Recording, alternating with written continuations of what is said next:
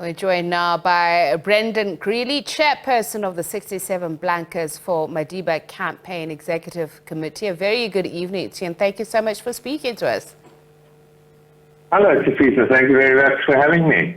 So as we mentioned that it's 6 months to go before International Nelson Mandela Day. So have you started with your campaign? And typically, how long does it take to be able to put together the campaign and actually deliver the goods?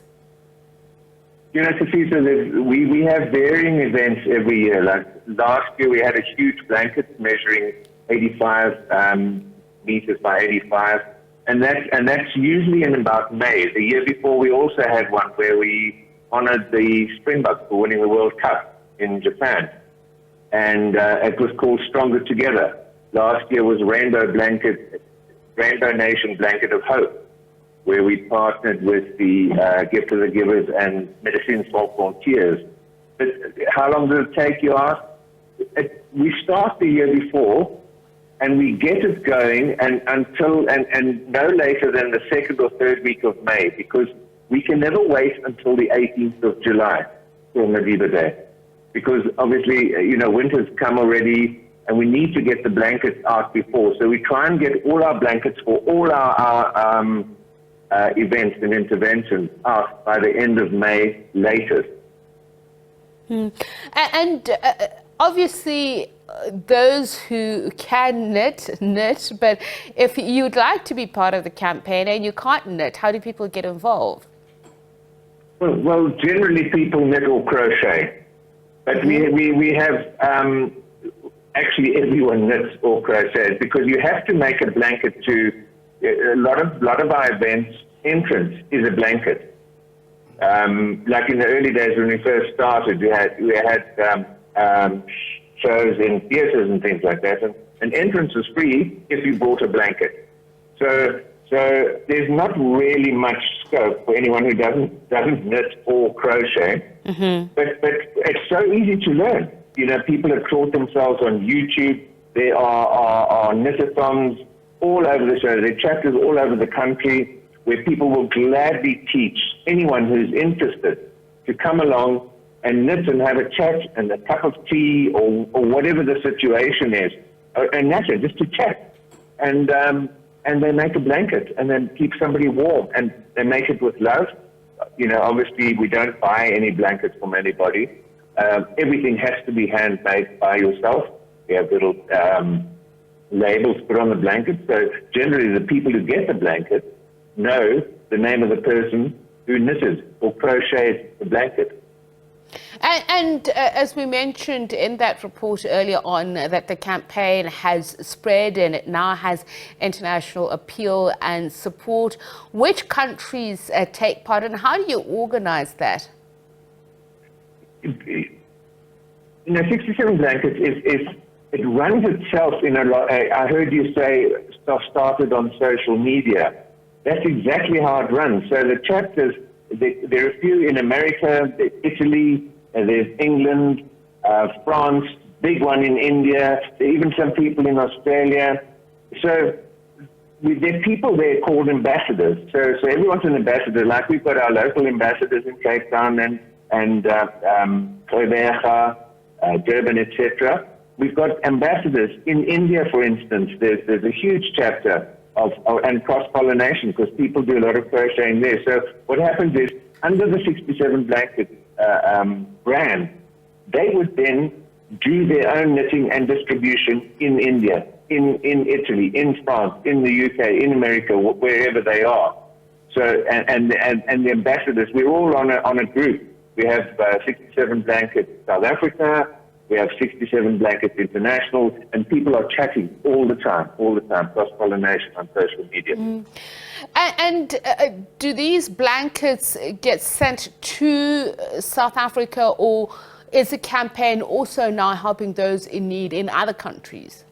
That's exactly what it is, Tafisa. It's exactly what it is. It helps there. You know, for instance, if we do an event in Johannesburg, then Stadeford Van Lines will pick up all the blankets from all the chapters all over Durban, Witrifuur, Bloemfontein, Vryburg, wherever they're Cape Town, bring them to Joburg. We do our event where we invite people to come and they're singing, dancing, and we're developing young talent as well. And then once after the event, they take them back. Those specific blankets go straight back to the areas, and the ambassadors in those areas then distribute the blankets accordingly. I mean, I was just listening as Ntate Dikgang Moseneke there was saying the thing about good leaders is that they give, and young people there present at your event speaking about the importance of giving. So are you seeing that also as, you know, a campaign to steward good leadership in young people, in caring and giving? Absolutely. Last night was one of our best events we've had in our 9 years. You know, Deputy Chief Justice Dikgang Moseneke's speech was spot on. Good leaders give, bad leaders take. And the young ladies, there were a lot of young girls there from Parktown girls, from Jeppe, obviously, from Dainfern. And two of them spoke. One from Parktown, a young lady, grade 10. We had to put her on a box nearly. But she was absolutely dynamic. And you know, the young people they've got what it takes. They understand to give.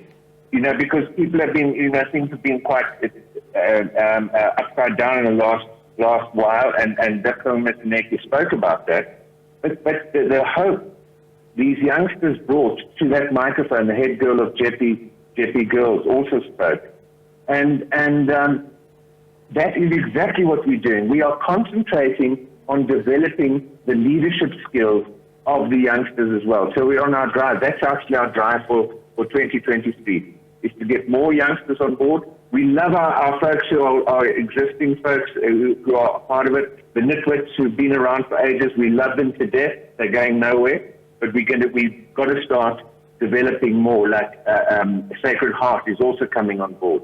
So we're developing the youngsters, and that's what we're doing, and it's wonderful to see. And also Cheryl Carolus' speech last night, also about hope. She was also quite harsh on what's happening politically at the moment, but everything last night was about the future and hope and positivity, etc. And that's what 67 Blankets does, actually. It brings a positive spin with it. And Dikgang Moseneke was quite almost emotional about how bad things actually are out there. But he came into the Nelson Mandela Foundation, where we've had all our events, because they are our biggest supporters. Stella Hartang and his team are just absolutely wonderful. And he spoke about how joyous he felt. I mean, I heard you playing Tandeka's Jabulani at the end there. People were up, that place was rocking, I can tell you. And the positivity that went out from last night's event was just absolutely marvelous. Well, Brendan, we're sorry we missed it. Hopefully we'll make the next event. Thanks for speaking to us, Brendan Grealy, Chairperson of the 67 Blankets for Madiba Campaign Executive Committee.